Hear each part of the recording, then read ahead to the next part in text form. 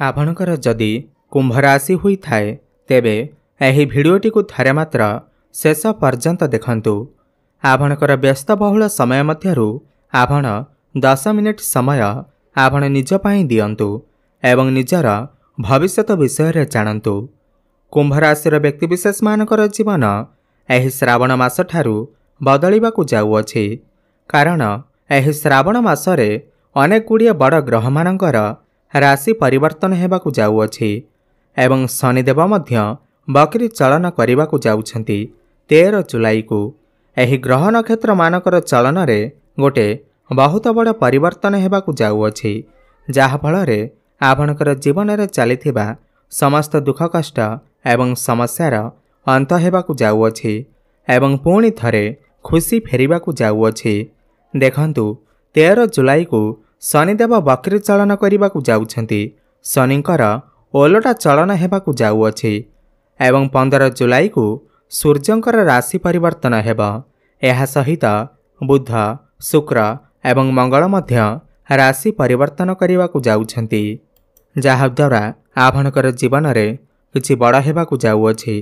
आपणकर जीवन रे चलिथिबा समस्त दुख कष्टर अंत हेबाकू जाउअछि। पुनर्बार एही श्रावण मास ठारू आपणकर जीवन रे खुशी फेरिबाकू जाउअछि।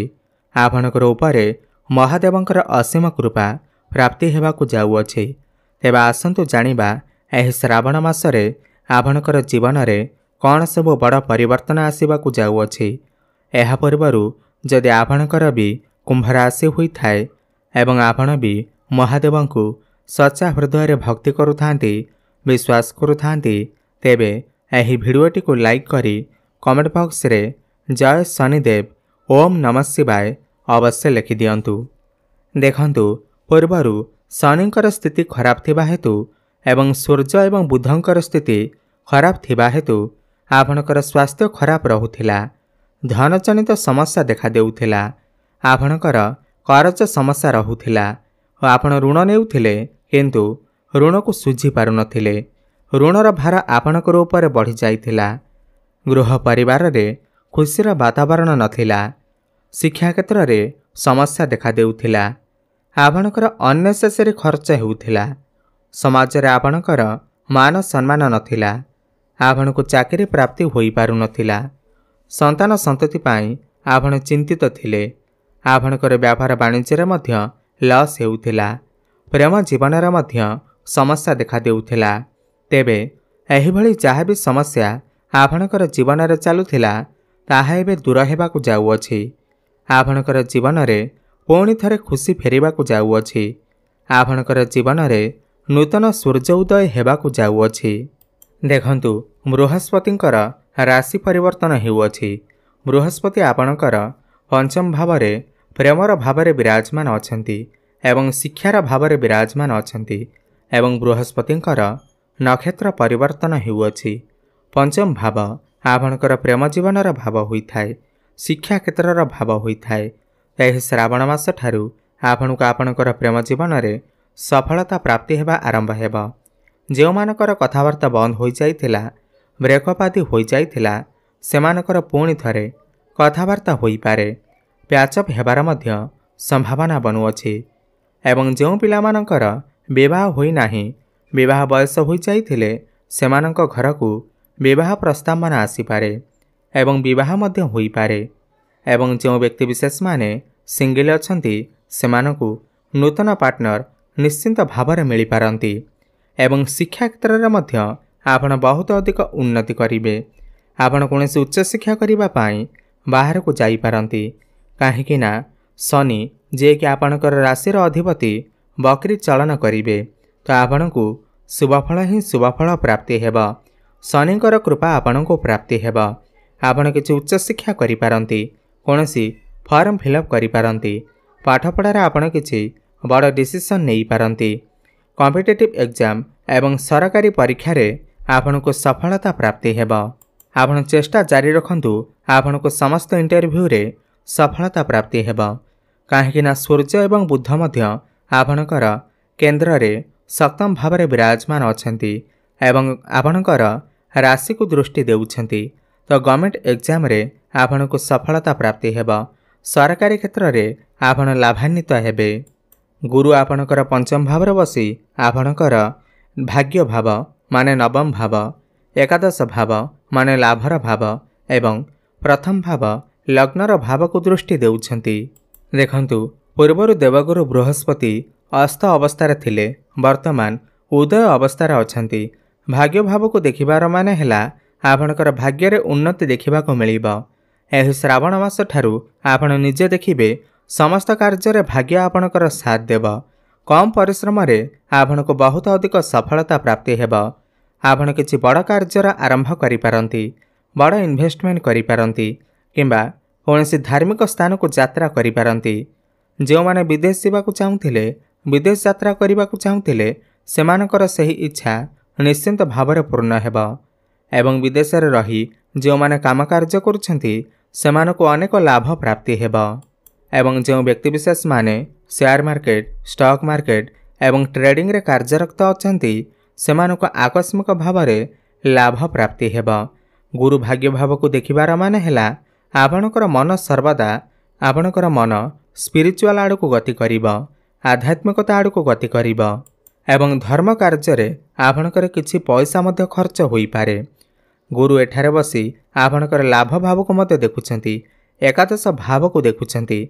आपण एही श्रावण मास परे कौनसी भूमि, प्रॉपर्टी, जमी किंवा नूतन गृह इत्यादि निर्माण करि पारंती एवं नूतन प्रॉपर्टी मध्य क्रय करि पारंती, नुआ जानवाहन मध्य क्रय करि पारंती। बड़ भाई भौणी मानक सहित आपणकर संपर्क मजबूत हेब। दीर्घ दिन धरी जदि आपणकर कौनसी काम अटकी रहितिला सही कार्य पुणी थरे चालू हेबाकू लागिब। बड़ भाई भौणकर साहाय्य आपणको प्राप्ति हेब। गुरु एठारे बसी आपणकर लग्न भाव को देखुछंती। पूर्वर जदि आपणकर स्वास्थ्य किछि समस्या देखा देउथिला, रोग छाड़िबार ना धरु नथिला, ताहले एही श्रावण मास ठारू आपणको समस्त रोग मानक ठारू मुक्ति मिलि जिव। आपण स्वास्थ्यवान अनुभव करिवे। आपण टिके एक्सरसाइज, योग, प्राणायाम आदि करंतु। आपणकर टिके मोटापण बढ़ी जाई पारे, एथिप्रति आपण टिके ध्यान दियंतु। बाहर खाद्यपेय खाइबा ठारू आपण दूरे रुहंतु। देखंतु शनि आपणकर धन स्थान रे बक्री हेबाकू जाउछंती। शनि बलवान अवस्था को आसुछंती। आपण जहाँ आबि किछि आपणकर आर्थिक समस्या रहिथिला ताहा मजबूत हेबाकू जाउअछि। आपणकर डेली इनकम बढ़िबाकू जाउअछि, आमदानी रे वृद्धि हेबाकू जाउअछि। आपण एही श्रावण मास ठारू पैसा किछि संचय करिबा आरंभ करिवे। आपणकर बैंक बैलेंस मते बढ़िब। घर परिवार रे हसखुशीर लहरी मते लागि रहिब। गुरु पंचम थिबारु जो दंपति माने संतानर आशा रखिथिले सेमानको निश्चिंत भावरे संतान सुख मते प्राप्ति हेब। सूर्य एवं बुध आपणकर सप्तम अछंती। शुक्र आपणकर चतुर्थ भावरे सुख भावरे मालव्य नामक राजयोगर निर्माण करुछंती। शुक्र चतुर्थ भावरे रहिबा हेतु आपणको समस्त भौतिक सुखर प्राप्ति हेब। संसारर समस्त सुख आपणको प्राप्ति हेब। चतुर्थ घर आपणकर मातांकर घर होइथाय। आपणकर मांकर स्वास्थ्य जति किछि समस्या थिला ताहा दूर होइजिब। आपणको भूमि सुख मिलिब, प्रॉपर्टी सुख, जानवाहन सुख मते आपणको प्राप्ति हेब। शुक्र एठारे बसी आपणकर कर्म भाव, दशम भाव को दृष्टि देउछंती। कर्म क्षेत्र रे आपण बहुत अधिक उन्नति करिवे। कर्म क्षेत्र रे आपणको सुख प्राप्ति हेब। शांति रे आपण समस्त कार्य को करि पारिबे एवं आपणको पाखकू नुआ नुआ काम मध्य आसी पारे। कौनसी एमएनसी कंपनी रे जॉब ऑफर मध्य आसी पारे एवं जो माने भी बेरोजगार अछंती सेमानको रोजगार करिवार नुआ नुआ पंथा मध्य प्राप्ति हेब। बुध एवं सूर्य आपणकर व्यवसाय भावरे रही आपणकर व्यवसाय रे उन्नति आनी करि देबे। आपणकर ग्राहक बढ़ी पारंती। पार्टनरशिप रे आपण किछि व्यापार वाणिज्य मध्य आरंभ करि पारंती। किंतु गोटे कथार ध्यान रखंतु, केतु आपणकर सप्तम भावरे थिबारु आपण जहाँ भी किछि व्यापार को नहीं डिसीजन नेउछंती भाबी चिंती कि नियंतु। हाथे मापी चाखंडे चलंतु, नहले बड़ लॉस मध्य होई जाई पारे। राहु आपणकर प्रथम भावरे लग्न भावरे थिबा हेतु आपण किछि बड़ करबाक आशा करि पारंती। राजनीति क्षेत्र में जो माने अछंती सेमानको बड़ सफलता प्राप्ति हेब। वैवाहिक दाम्पत्य जीवन में समस्या आसिले मध्य ताहा दूर होइजिब, सुखपूर्ण व्यतीत हेब। कहीं आपणकर सप्तम भाव में बुधादित्य राजयोगर निर्माण हेउअछि एवं जो माने भी करज समस्या बुड़ी रही श्रावण मास ठारू सेमानकर करज धीरे धीरे कम हेबाकु लागिब। समस्त करजरू मुक्ति पाइजिबे। मंगल अष्टम भाव में आपण टिके गाड़ी मोटर चलाचल कला बेले सतर्कता अवलंबन करंतु किंतु आपणकु गुप्त जगारू धन प्राप्ति होई पारे, गुप्त ज्ञानर प्राप्ति होई पारे। जो माने रिसर्च क्षेत्र में अछंती, जो माने एस्ट्रोलॉजीर ज्ञान आहरण करुछंती सेमानक पई एह श्रावण मास परठार समय अत्यंत शुभ अटे। सेमानकु सेमानकर कार्य अनेक सफलता प्राप्ति हेबा। तेबे मोटामोटी देखिबाकू गले एह श्रावण मास ठारू कुंभ राशिर व्यक्तिविशेष माने समस्त क्षेत्र में उन्नति करने जाउछंती। आह शिक्षा क्षेत्र में हेउ, प्रेम जीवन में हेउ, कर्मक्षेत्र, व्यवसाय वाणिज्य हेउ, समस्त क्षेत्र में उन्नति करने जाउछंती।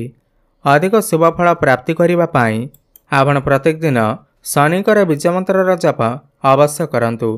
ओम प्रांग प्रिंग प्रंग सह शनिश्चराय नमः 108 थर प्रत्येक दिन जप करंतु, शुभफल प्राप्ति हेब।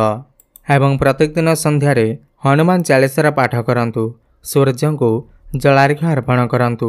शुभफल प्राप्ति हेबा सहित आपणकर भाग्य रे उन्नति आसीब। धन्यवाद।